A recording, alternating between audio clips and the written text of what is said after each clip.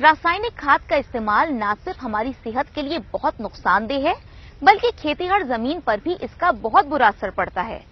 इस बात को समझा झारखंड के लोहरदगा की कुछ ग्रामीण महिलाओं ने, जो अब जैविक खाद बनाकर उसी से खेतीबाड़ी कर रही हैं। इससे न सिर्फ उनकी फसल की पैदावार बढ़ी है, बल्कि उनकी आर्थिक स्थिति भी काफी मजबूत हुई है। आइए देखते हैं ये रिपोर्ट।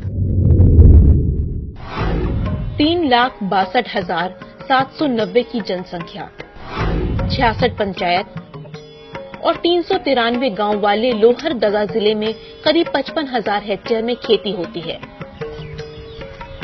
जिले के किस्को, पेशरार, कुडू, स्नेहा प्रखंड पूरी तरह से नक्सल प्रभावित है, लेकिन यहाँ की महिलाएं तमाम मुश्किलों के विपरीत विकास में अपना सहयोग देने में सबसे आगे हैं।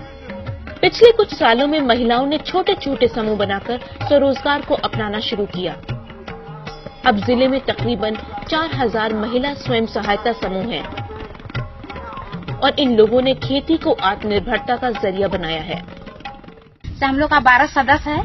12 सदस्य में हम लोग शुरुआत में महिला मंडल से ही सदस्य हम लोग को बना 12 सदस्य। बगडू जामुन टोली की इन महिलाओं के लिए खेती में सबसे बड़ी परेशानी थी रासायनिक खाद के कारण बंजर होते खेत, लेकिन इसके लिए भी इन लोगों ने रास्ता तलाश लिया है। इन लोगों ने जैविक खाद को अपनाया, जिससे खेती में उर्वरकता भी बढ़ रही है और इसके उपयोग से उपजी फसल लोगों की सेहत के लिए भी अच्छी होती है। इसको वर्मी कंपोस्ट डालने से हमारी जो फलों की क्वालिटी है वो अच्छी होती है, फूल का क्वालिटी अच्छा होता है और सब्जी जिसको सभी लोग खाते हैं उसका भी क्वालिटी बहुत अच्छा होता है। जैसे कि हम लोग का खेत में पहले रासायनिक खाद डलाता था तो खेत भी बंजर होता था और मनुष्य के लिए भी नुकसानदायक होता था रासायनिक खाद खाने से। और अभी जैविक खाद को जो डाल रहे हैं उसमें से हम लोग के लिए खेत के लिए भी अच्छा मतलब फुलकाव मिट्टी हो रहा है और मनुष्य के लिए भी हानिकारक नहीं। जैविक खाद खाने से अच्छा और पौधा सब भी अच्छा होता है, पैदावार भी अच्छा होता है। जैविक खाद का निर्माण और कारोबार बेहद ही कम पूंजी और संसाधन के साथ किया जा सकता है। इसे शुरू करने में तकरीबन 7,000 रुपए की पूंजी लगती है।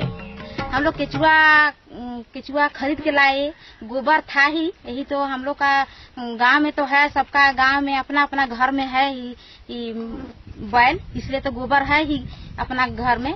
लेकिन केचुआ खरीद के लाए 350 रुपया में, 1,350 रुपया में खरीद के लाए।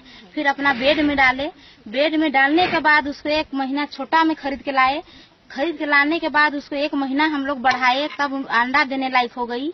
अंडा देने लायक हुई, उसके बाद अंडा देना शुरू हो गया। अंडा देने के बाद उसको अंडा को हम लोग बिछे चुनने के बाद हम लोग उसको ज्यादा अंडा में एक अंडा में 7 बच्चा रहता है, तो उसी हिसाब अंडा बढ़ा और जो ज्यादा अभी केचुआ का विकसित हुआ।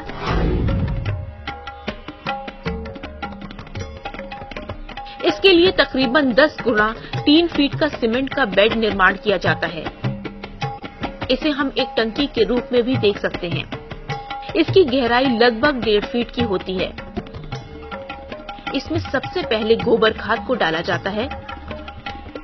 इसे भुरभुरा बनाने के लिए पर्याप्त नमी के लिए पानी डाला जाता है। फिर इसमें प्रति बेड लगभग 1,000 केचुए डाले जाते हैं। केचुए बाजार में किसी संस्था या कृषि विज्ञान केंद्र के माध्यम से मिल सकते हैं। केचुआ गोबर को 1 सप्ताह में खाने के बाद मल के रूप में खाद छोड़ने लगता है। एक सप्ताह में बेड के गोबर को खुरपी या कुदाल से पलटना होता है, जिससे पूरा गोबर अच्छी तरह से घुल मिल जाए। 1 माह बाद केचुआ गोबर को पूरी तरह से खाद में बदल देते हैं। इसे जालीदार छलनी में छानकर अलग कर लेते हैं। साथ ही केचुओं को भी अलग कर उपयुक्त स्थान पर अगली बार के लिए छोड़ देते हैं। तैयार खाद को बोरे में बंद कर बिक्री के लिए बाजार में भेज दिया जाता है। महिलाएं इस खाद को अपनी खेती में इस्तेमाल करती हैं और बेचती भी हैं। इस खाद की बढ़ती मांग की वजह से महिलाओं को खाद की बिक्री की परेशानी नहीं होती। निकाल के अपना खेत में यूज करते हैं, डालते हैं, फिर डाल के जब बचता है तब फिर हम लोग को बिक्री के लिए बेचते भी हैं, कुछ आमदनी कमाने के लिए। जहां जैविक खाद के निर्माण में 1 से 1,500 रुपए की पूंजी लगती है, वहीं बाजार में उत्पादित खाद की कीमत लगभग 7,000 रुपए मिलती है, यानी कि 10 बेड में 70,000 रुपए की आमदनी। घर का अपना सारा काम करके, जैसे बच्चों को स्कूल भेजना, सब कुछ करके उसके बाद अपना जो टाइम मिलता है उसमें हम लोग केचुआ खाद अपना समय देख देख के बनाते हैं और खेती बाड़ी भी करते हैं। इसके जैसे कि मकई, मड़ुआ, धान, बादाम और उड़द, ये सब में हम लोग केचुआ खाद डालते हैं, जिससे कि उत्पादन भी अच्छा हो रहा है और पौधा को भी हरा भरा रखता है केचुआ खाद डालने से। महिलाओं के प्रयासों से गांव के हालात बदल रहे हैं। आज ये न सिर्फ आत्मनिर्भर हैं, बल्कि आर्थिक रूप से भी पुरुषों से कम नहीं है। इन महिलाओं के प्रयास से प्रभावित होकर आसपास के गांवों में भी जैविक खेती का काम और इसका इस्तेमाल शुरू हो गया है। इन महिलाओं की ये कोशिशें इस इलाके को विकास की मुख्य धारा से जोड़ने में अहम योगदान दे रही हैं।